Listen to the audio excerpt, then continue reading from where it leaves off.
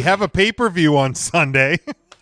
God, another one. Another one. We'll have pay-per-view predictions next week on the show, as AEW will have their pay-per-view coming up. So it'll be a three straight weeks with pay-per-view predictions. But as of right now, there's only 4 matches on the card so far for WWE Payback. We will start with the newly formed tag team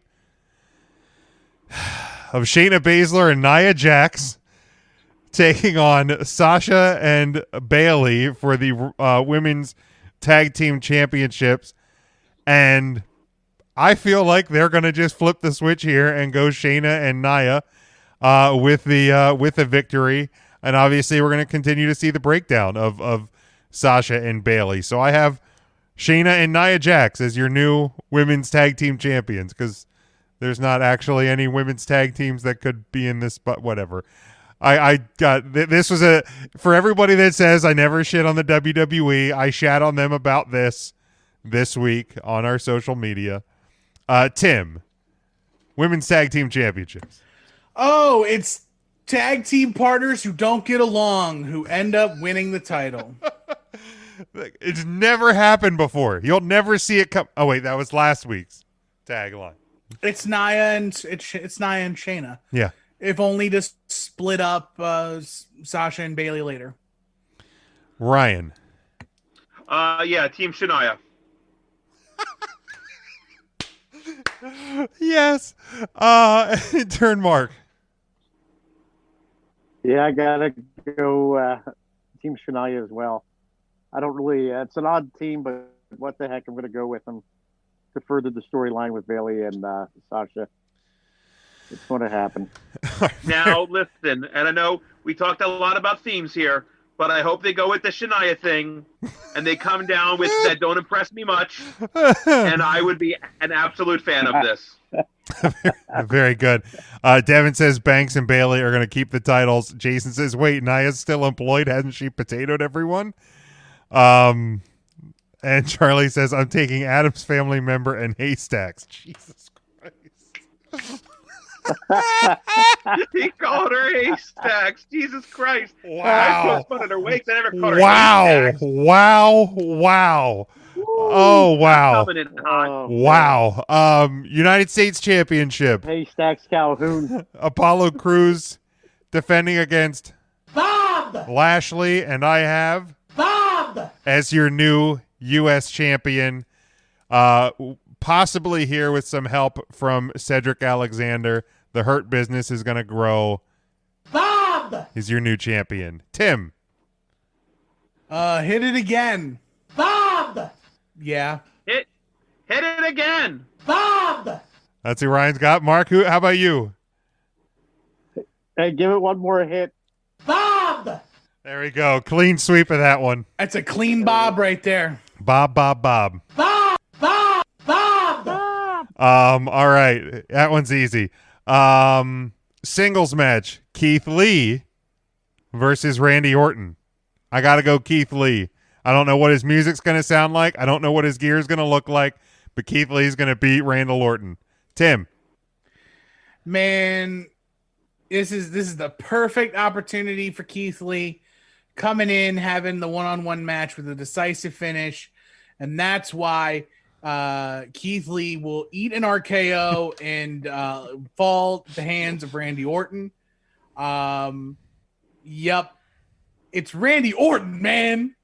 I love Keith Lee, but I love Randy Orton more. I've loved Randy Orton way longer than I've loved Keith Lee, so I gotta go. By the way, Devin also had Bob.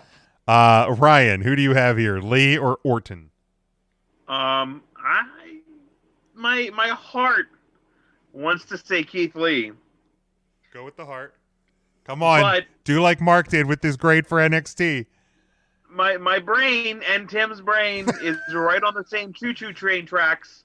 That No, the choo-choo guys. That's the next match we're going to predict. The choo-choo guy. Oh, that's the choo-choo guy. Oh yeah, it's still Randy Orton. Okay. Intern Mark, how about you?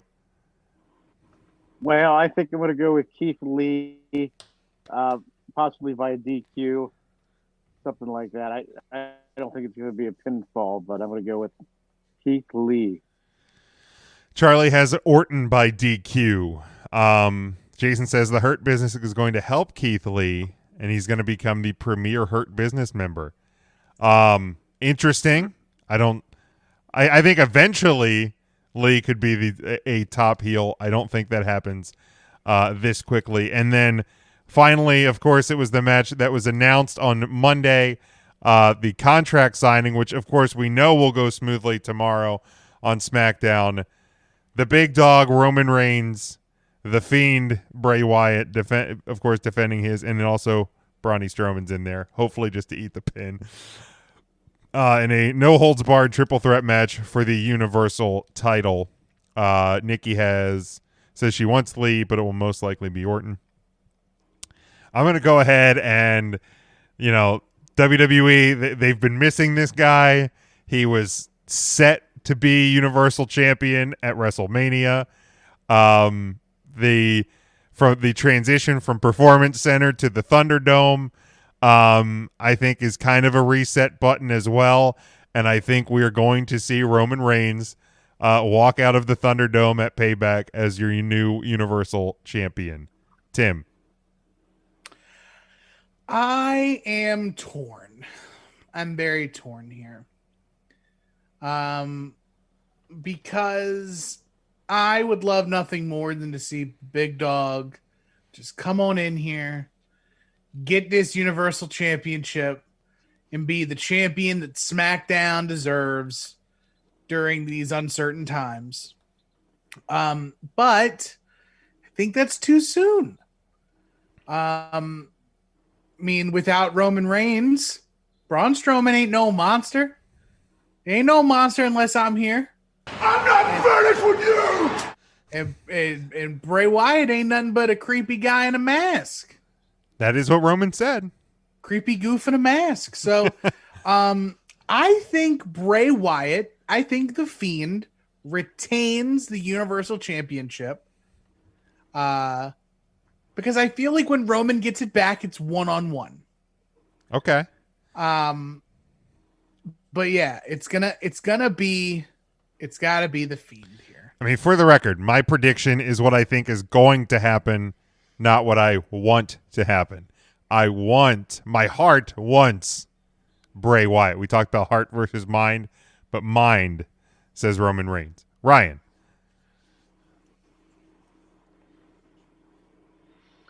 I know, it's tough. While he's thinking about it. I just saw AEW promote probably one of the dumbest matches of my life. Oh, which one? On the screen. It's of an 8-person tag. It's Private Party and SCU versus the Young Bucks and Jurassic Express. Do you know what is on the line? No, I do not. The winners face each other at All Out.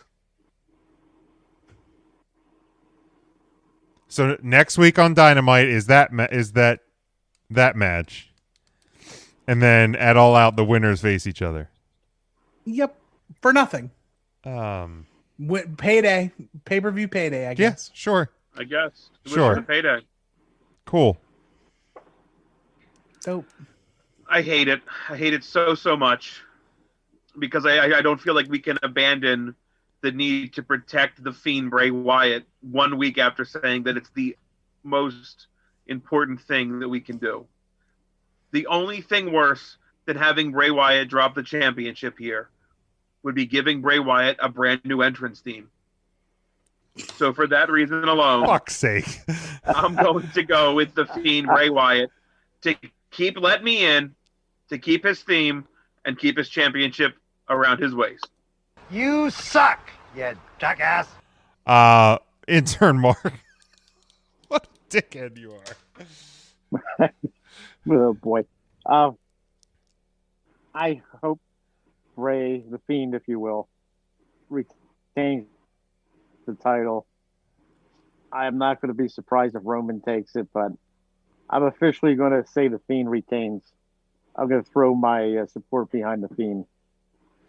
Yeah, and That's my mind speaking, not my heart. and for me, again, I hope that if my mind beats heart and Roman Reigns does win, that the reason Braun Strowman is in the mix on this is so that he eats the pin. I don't know how the Fiend isn't involved somehow with this. Maybe he does just teleport out of there and is like, I don't know, but just I don't want him to eat the pin if Roman is going to win here. But yeah, I'm sure more matches will get announced on SmackDown tomorrow, and I'm sure more matches will be announced on Sunday morning. Are there any holds that are barred in the match between Roman Reigns, Braun Strowman, and the Fiend? Are there any barred holds? The number of holds that are barred. 0.0. Cool. Good to know. Yeah. Good to know. Good to know. All right. Thank you for that clarification. Now today, obviously, we alluded at it a little bit earlier. We posted the cover of the magazine. The PWI500. Now, is the full list isn't out yet? Just with the top 10, correct? I mean, we're not going to work. We're not going to work. The list I had has 17. Okay. I think they announced the top 50. Okay, well let's look at the top 10. I can do a little bit of digging really quick. Let's just look at the top 10. Obviously, we saw that The top 25, I think, was what was revealed. I saw today. 25. That AEW World Heavyweight Champion Jon Moxley is the number one in the PWI. And Tim, I know you said Adam Cole, Bay is number 2. Do you have the rest of the top 10 there? I do. So starting at 10 and making our way up. Now, to remind everyone, the date range for the the PWI 500 is July 1st, 2019 until June 30th, 2020. So your top 10 are AJ Styles. 9 is Kofi Kingston. 8 is Seth Rollins. 7 is Cody Rhodes. 6 is Okada Kazuchika. 5 is Tetsuya Naito. 4, Drew McIntyre. 3, Chris Jericho. 2, Adam Cole. 1, Jon Moxley. Okay. Charlie's birthday is Sunday, so happy early birthday to Charlie. Okay. I feel like Cody is low on this list. Personally, I have thoughts. Okay, go ahead. I don't think. I just don't think Jon Moxley should be number 1. Yeah, I agree with that. I definitely agree with that. I don't think he's the top in AEW. Now, again, this takes in New Japan and everything else. Right, but even so, so the classifications for the top 500 are win-loss record, technical ability, influence on the sport, success against the highest grade of competition, success against the most diverse competition, whatever that means, and activity. With that said, I mean, John did have a lot of influence on the sport, making the jump from WWE to AEW. Win-loss record, very high. Technical ability, very high. I mean, he checks all of the boxes, but during this date range and that's the iffy part. Right, because there was a period of that time where he was out hurt, correct? He was out hurt, and especially since from February to June, it's hard to say because his quality of competition was nothing. Right. Who has he wrestled since February? Like he won the AEW championship from Chris Jericho. Then he's had a match with I think he's had one match with Darby Allin, a couple of tags, a match with Brian Cage, and now he's got MJF. But that's now. Yeah, I would say that's now. Well, I think even the match with Brian Cage was after the close of the list. Right. To me, number one should probably be Chris Jericho. Yeah, I kind of agree. Maybe not Chris Jericho just because of the number of matches, but influence on the sport. First AEW World Champion, being the driving recognizable force in AEW until Jon Moxley shows up. You can also make a really strong case for Naito. Yeah, Charlie says he has Naito, Jericho, Drew, and Cole all before Moxley for him. I even, and I know I've make jokes about, Cody and the Bucks and Omega, booking themselves at the top of the territory. But, I mean, at least to fit criteria here, I almost argue that Cody should even be higher than Moxley. Yeah, I mean, you could say that too. I mean, he's probably wrestled more. First TNT champion. He's. I don't know if when they started bringing in the Kingstons and War Horses and stuff, if that was after the list closed. But when was the cutoff? End of June. June 30, 2020. For the record, let me also say this. And this is important to say, because once I say this, then I think it should change everybody's list. This is the first year of the PWI 500 in which women are a part of the 500. Oh, that's right. There is not a single woman in the top 25. Are you serious? Not one. So why did they even have them on the list? Kylie Ray is 78 and Tessa Blanchard is 83, and there are others.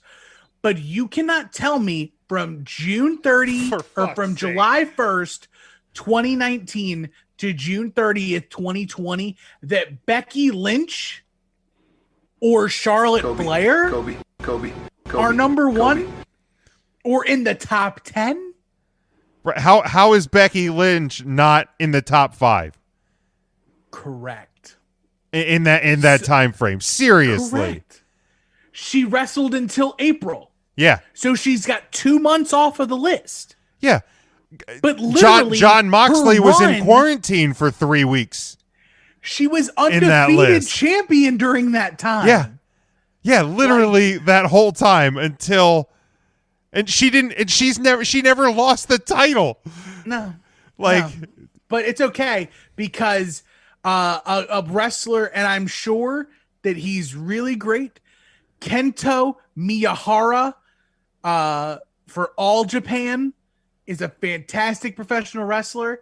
He is number 24 on the list. Jacob Fatu, the champion for MLW, is 20. Nick Aldis, the NWA World Champion, is number 15. 15. 15. 15. He's wrestled two dudes. He's wrestled two people. Yes, I mean Cody Rhodes and the corpse of Tim Storm. Former guest of the show, Tim Storm. God bless you, Tim Storm. Teach them kids. And again, yes, I get it. It is a worked list. But for fuck's sake, you go out of your way, because I think we even talked about that when they announced that women were a part of the 500 this year, that they're going to be more included. And to my discredit, I forgot about that. So is Kylie Ray the highest ranked woman on the list? I don't think so. I think that they're using Kylie Ray and Tessa Blanchard as names that independent people would love to see on the list. And you said Tessa was where? 83. Okay, influence on the sport. She became Impact World Champion. Yes, and Kylie Ray was signed by AEW and left. Yeah, Christ. So there was no women in the because you can see the top 25. No women in the top 25. What a goddamn joke! I will hit the rest of the 25 very quickly. Sure, yeah, hit them quick.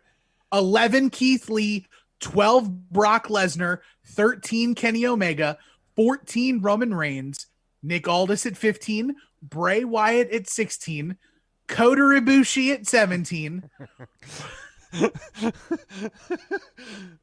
Sorry, I had to. That's fine. Roosh at 18, Choo Choo Man at 19, Jacob Fatu at 20, Will Ospreay at 21, MJF at 22, Aleister Black at 23, Kento Miyahara at 24, and Walter at 25.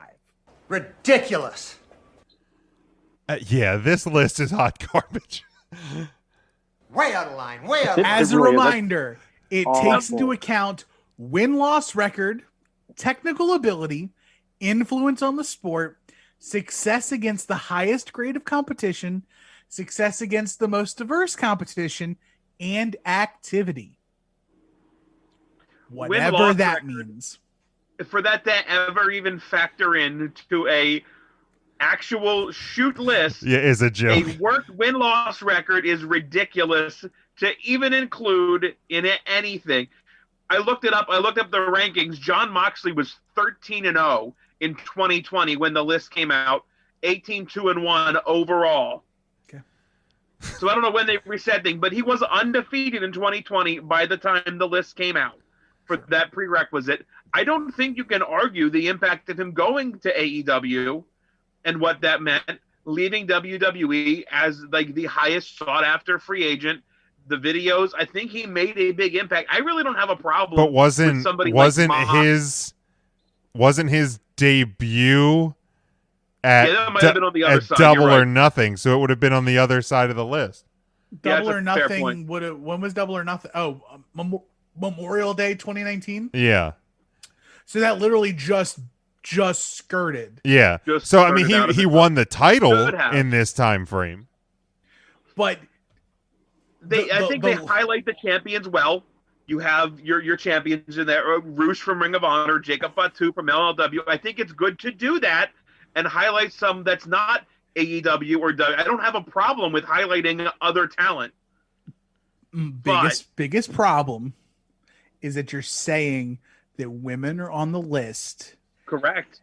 and you're telling me that not a single woman is one of the top 25 greatest wrestlers from July 1st, 2019 to June 30th, 2020 in a world in which Shayna Baszler and Asuka and Charlotte Flair and Brandy Becky Rhodes. Lynch and like Nia Jax.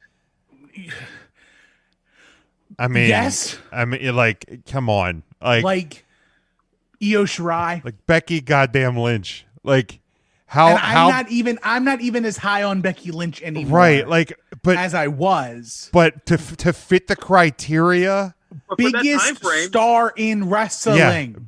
For Becky Lynch not to be in the top 5, to arguably be in the top 3, and to